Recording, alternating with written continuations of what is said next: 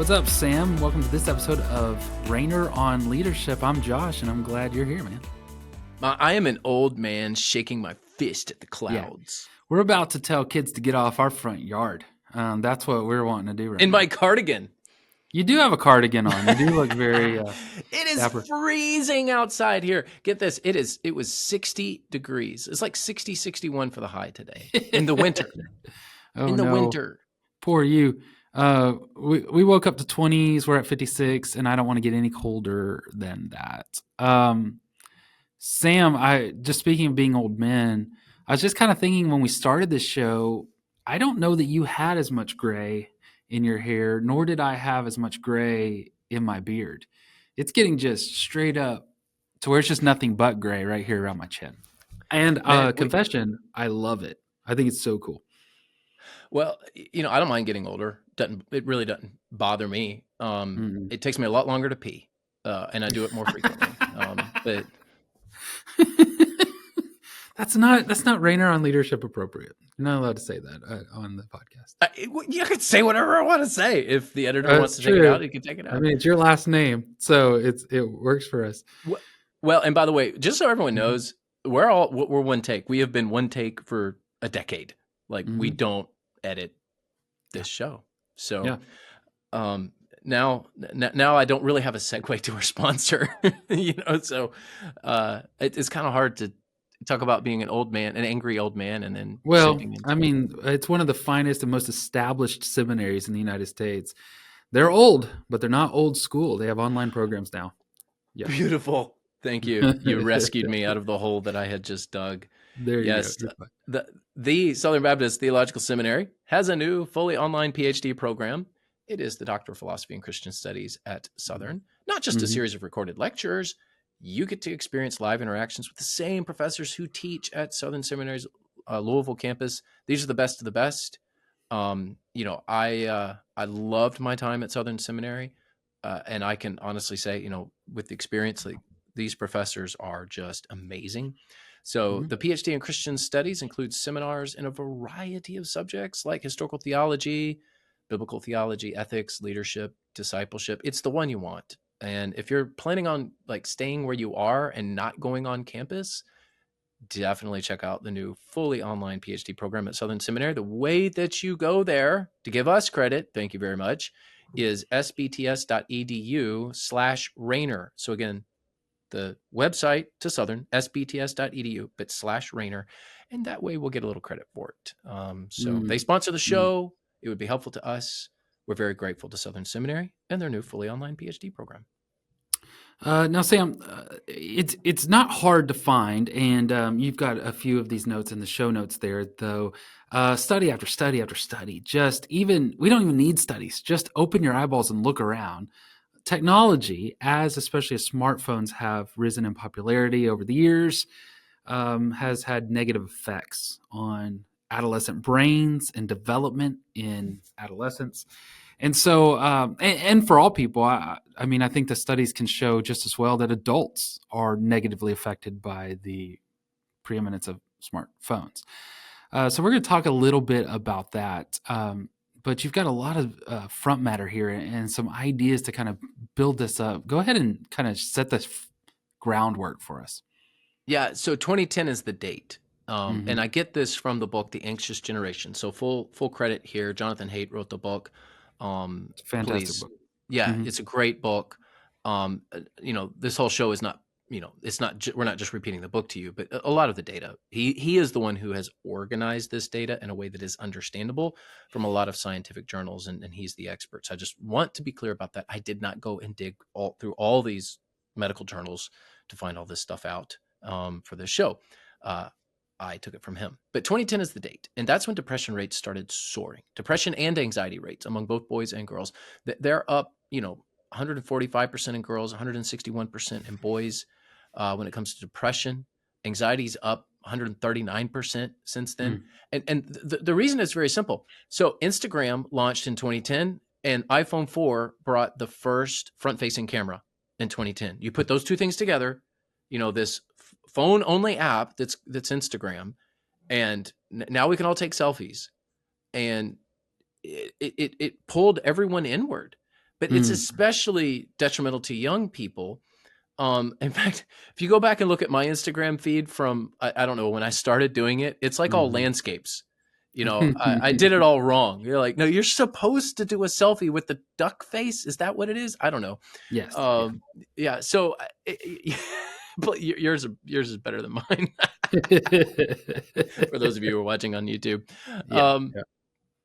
so and obviously anxiety and depression can't be all blamed on smartphones and social media, of course not. But we've moved from this very hang out with my friends kind of mentality among young people to I'm just going to sit in a room and chat with them Mhm. distantly, Yeah. and it has messed with the brain. There's science behind that. Mhm. Yeah. Yeah, and we've got a number of ideas or thoughts to kind of bring up into the conversation. We hope that you will join the conversation anytime that we're talking about these things. Jump on social media or YouTube channel and give us your thoughts, your ideas there. Just retweet the show or reshare the show, and with your thoughts on that, we would really help that. So, you've got that cameras, the front facing in the 2010. There's also this real shift between play based childhoods and phone based childhoods. You can see this anywhere you go. People are just so ready to hand their phone to their child or an iPad to their child. Yeah. Instead of just making them sit there. Like, I mean, I can't tell you how many times I tell my children, put your phones down, take your earpods out, and just watch the view. We're just going to drive.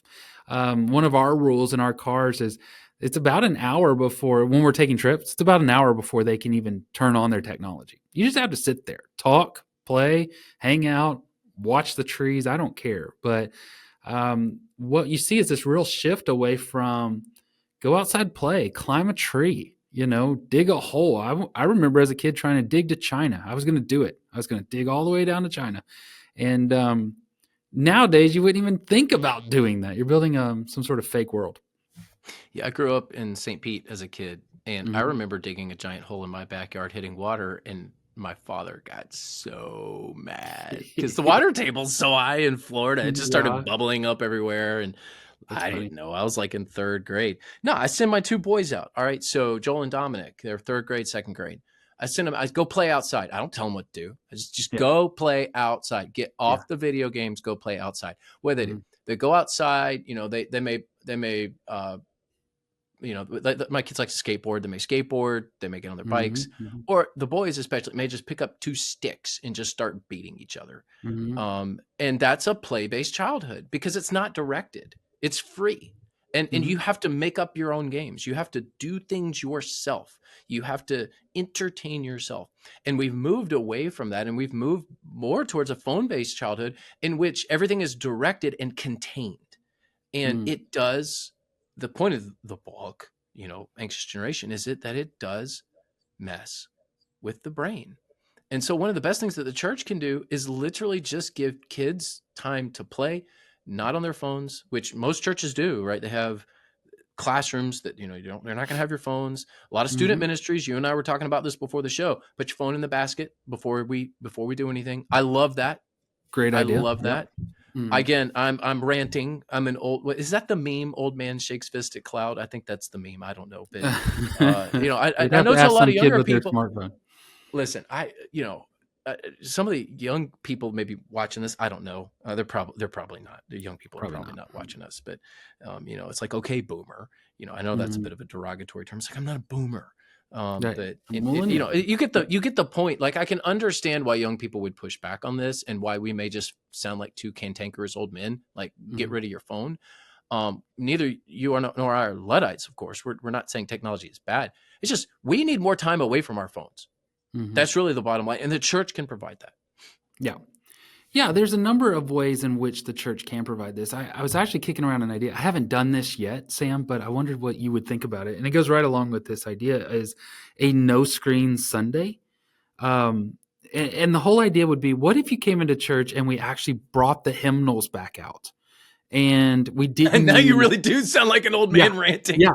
No, I'm just saying, like, let's just not even use the devices at all. None of them. Let's just go straight old school as sort of like this. I don't know, just a statement of you can do this without all of that. What if we just went that way, or even just printed out the lyrics to the newer songs that we want to sing? I think that there is some beauty to this. In fact, this conversation gets brought up all the time. I've listened to podcasts. I want to recommend a podcast here in a moment. And this morning I got in my truck and I was headed here to the office. I pulled up the podcast app. I started to, and this is on the screen this is not my phone, this is the screen on my truck. And I'm about to find a podcast to listen to. And I just stopped myself and said, Josh, you don't have to be entertained. And so I just cracked all the windows and turned the radio completely off and drove to work. And it was a bit unusual. No music, no podcast, just drive and think and not think. And so there's just more disciplines I'm trying to build into my life, because I agree with you. I don't think that smartphones have killed student ministry or next gen ministries or adult ministries, but I do think that maybe the church can, in a number of ways, set the example for withdrawing from it. Yeah, I agree. Is the smartphone killing your student ministry? No, that's an overreaction. But it is something that we need to be greatly aware of. The other Mm-hmm. thing that's been happening in social science studies is just this decrease in social capital. So there's another study. Robert Putnam put this out. Goodness, this was 25 years ago in a book called Bowling Alone. It's got, it got a lot of attention back in the day. It's a new Netflix documentary called Join or Die. I don't want to overplay this too much, Mm-hmm. but social capital is just like it's the economics of relationships. And if I need a favor, who am I going to call? If Mm-hmm. I need something fixed in my house, it's like, who knows how to do that? I'm willing to pay, or maybe I just need somebody to like do me a favor and I'll do them a favor. That person that you call for whatever it is that you need, that's your social capital. Mm-hmm. Hey, I need to apply for a job. I need a recommendation. I need help with my resume. Whatever it is, that's social capital. Mm-hmm. And that has decreased dramatically without getting to all the details of the study that Putnam put out. There's a book called Bowling Alone, by the way. Without getting all those details, nobody's joining anything anymore. All the civic organizations are dying. People Mm-hmm. are attending church less now. Mm-hmm. About 25 years ago, the social scientists were saying, the church is kind of the last vestige of people hanging out regularly. We hope it does well, and it really hasn't done as well as it needed to the last 25 years. But because we are more connected digitally, we're less connected relationally, ironically. So, you have these connections on your phone. However, it could be text or social media, but those aren't your friends. Those Mm-hmm. are just your connections. Mm-hmm. And social capital comes from people you trust, people you think are reliable. And that decreases when you're not around people as much. Mm-hmm. It's just that simple. I have people ask me all the time about how do I find a job? Tap into your network. I want to get a ministry position somewhere. I want to get out of the lead pastor and into parachurch ministries. Hey, I want to move from being a student pastor to being a lead pastor. Hey, I feel called to the mission field. Like, how do you find that next job? Well, you could say the Holy Spirit, and it always amuses me when people, I'm just going to trust the Spirit in all of this. And it's like, well, you probably need to put together a resume, and you probably need somebody to give you advice on how to do that. So you need to Yeah. put forth Yeah. some effort here. Uh-huh. Uh-huh. People aren't just going to magically call you. Right. That doesn't work that way. So that effort that you put into it and the people that you call, that's your social capital. And there's nothing wrong with that. You could call it a good old boy system, and it can become that, but it's not really that. Right. This is people of trust. Who am I going to hire? If I need to hire somebody, I'm going to like reach out to Josh King. I'm going to be like, man, you know anybody? Mm-hmm. Because I know he's going to give me a good recommendation. Yeah. Yeah, I think this is such a great topic when we're talking about technology and whether or not it's killing your ministries. One of the things to think about is it might be killing your ministry. There's a number of ministers and pastors that I know that spend so much time online and they think they have friendships, but as you pointed out, that's just connections. The opposite can be true. When I go into new settings, new networks, and those sort of things, I'm often, asked to be in teams and serve in certain areas and those kind of stuff. And people regularly will, well, you just showed up and now you're serving on this team, or how did you do that? Well, because it's almost weekly that I am reaching out to somebody and asking them, do you want coffee or do you want lunch? Almost every week, I am going to sit down with somebody outside of my church. Same thing is with the people in my church. Yes, you should write some handwritten cards. Yes, you should send some emails. but your church ministries and your ministry, your career, so to speak, is greatly benefited if you start to think of technology as a connecting to actual relationships and then use them that way. You have a number of potential solutions here for students and for ministries to work through. What are some of those? Yeah, yeah. I mean, it's really anything where kids are hanging out, Mm-hmm. and particularly outdoors. And Mm-hmm. I know that's easy for me to say because I live in Florida and we just have like this incredible outdoor culture. You can Yeah. pretty much do it year round. I understand that there are climates where this is a little harder, but I mean, just hiking and camping activities. Mm-hmm. Lock-ins. We just recently did an old school lock-in here for our students. There had to be lots of safety parameters around that, but we managed to pull it off, and they had so much fun. We did a Nerf war, like with all the lights out in the church, Nerf war, like in the middle of the night with I don't know Mm-hmm. how many students, 100 students or That's whatever awesome. it was. Yeah. Yeah, and that's what kids need. And Mm-hmm. again, Ed Stetzer's famous for saying student ministry is not a holding tank with pizza. So you don't want to make it that. But I remember after every Wednesday night service, we'd go hang out at Wendy's, Oh, Springdale we went to Church. Brahms. Yeah, We were Spring. always at Brahms. Yeah. So I went to high school in Louisville. I grew up Mm-hmm. as a child in St. Pete, Florida, but I went to high school in Louisville, Kentucky, and I went to Springdale Church. And I can still remember afterward, like, let's go to Wendy's, and then hanging out Mm-hmm. at Wendy's way too late. My parents didn't have a curfew, so I got home whenever I wanted to get home. Mm-hmm. But those are those are things that are extraordinarily healthy for the developing brain. So this is more Mm-hmm. than just a spiritual thing. It is primarily spiritual, but it's also physiological because the frontal cortex is not developed in these young people, and the way that it gets developed that's positive is just that time around friends.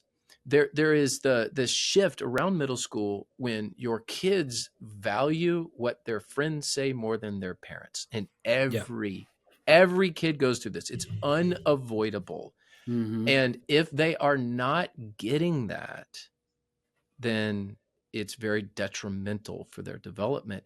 And I think the church is the solution. So let's view the student ministry as the answer to the problem rather than the victim of culture. Mm. I know there was a trend there for a while when student ministries were renovating their space. They would build these like video game stations, and that fell out of trend very quickly. And I'm glad that it did because of a couple of things. One, keeping video games new and updated and relevant is just a never-ending battle. Your ministry budget will not support the latest gaming system with the latest games, on and on and on. But secondly, student ministers began to see they didn't want those kids that were super into gaming coming to the church and then isolating themselves on the video games. And so swapping those things out with more old school games like oversized checkers or massive Jenga blocks, those kind of things became more popular. And I love that, just emphasizing the idea of interactive play together as opposed to online play. Yeah, I completely agree.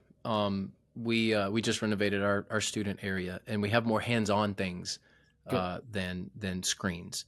Mm-hmm. And I do know of some student ministries, won't name names, even though I really want to, but it would just be mean. We talked the previous episode about being bullies. I won't be a Yeah. bully. Yeah. Don't be a Be bully.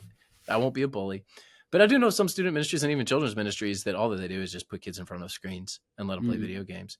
And it's an easy way to keep kids occupied while parents are in the worship service. Mm-hmm. And let me tell you, there's nothing. I mean, the the only thing worse than that is like not being in church, Mm-hmm. and doing that at home. But Mm-hmm. man, you want to talk about the antithesis of discipleship, like Yeah. the exact opposite of discipleship. Yeah. That's what you're doing when you just put kids in front of screens at church. My son, we didn't have a student ministry gathering one week, and my son went with his friends to his school friends to another local church, and he made a really interesting comment, and he didn't even mean it as relevant to this discussion as you and I would hear it, but he said the dude that preached, he preached to the camera the whole time. And here's a room full of probably several hundred students, a very, very large church. And they're all sitting there right in front of him. And he says he never once looked at the students. He looked toward the camera the whole time, like he was performing and doing a production.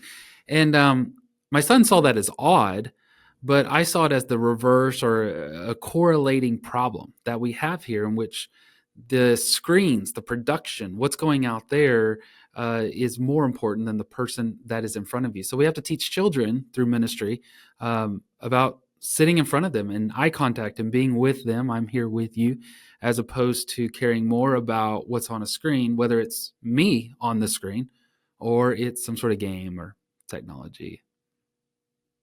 Well, very good stuff. So, Yeah. are smartphones killing your student ministry? No.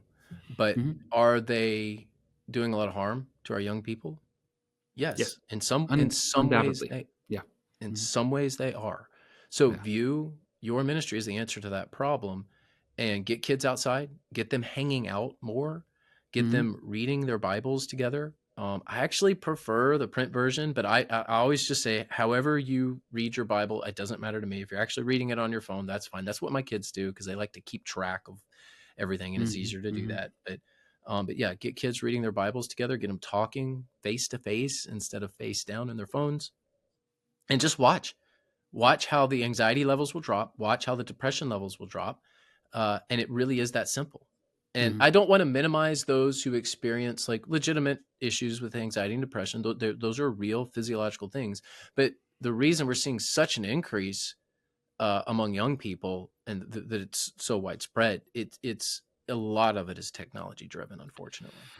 Yeah, before we wrap up, I just want to recommend a podcast episode. This is not our podcast, but there is another one. One of my favorite podcasts to listen to, I listen to it every week, is The Bulletin by Christianity Today. Episode 138 is titled The Embodied Life with Christine Rosen. And it talks about this very same issue in a much more educated way than Sam and I ever could. And she really kind of outlines how technology and this disembodied self that we have is affecting all people, not just students and teenagers. But it helped so much that I actually sent it to both of my teenage boys and told them, hey, listen to this, formulate your own opinions. I'm not going to tell you what to think about it, but formulate your own opinions and just think about it, because the more that we can give them resources. I understand the irony of trying to help my kids not be so dependent on technology by sending them through text message a podcast that I want them to listen to. But I do think it was helpful. So thank you so much for listening. But before we go, we want to remind you to visit our sponsors, Church Teams. Yeah, the thing about church teams is they know how to use technology in a way that honors God.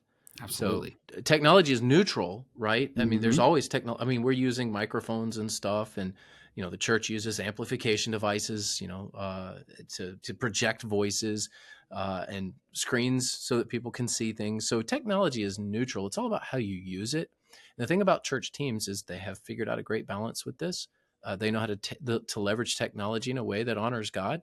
They've got an amazing group of people that serve churches, and what they really do. I mean, we could talk about all of their systems, how they're integrated, they're easy to use, and how their reporting systems are great. I mean, we could go into detail, and Boyd's been on the show to talk about that.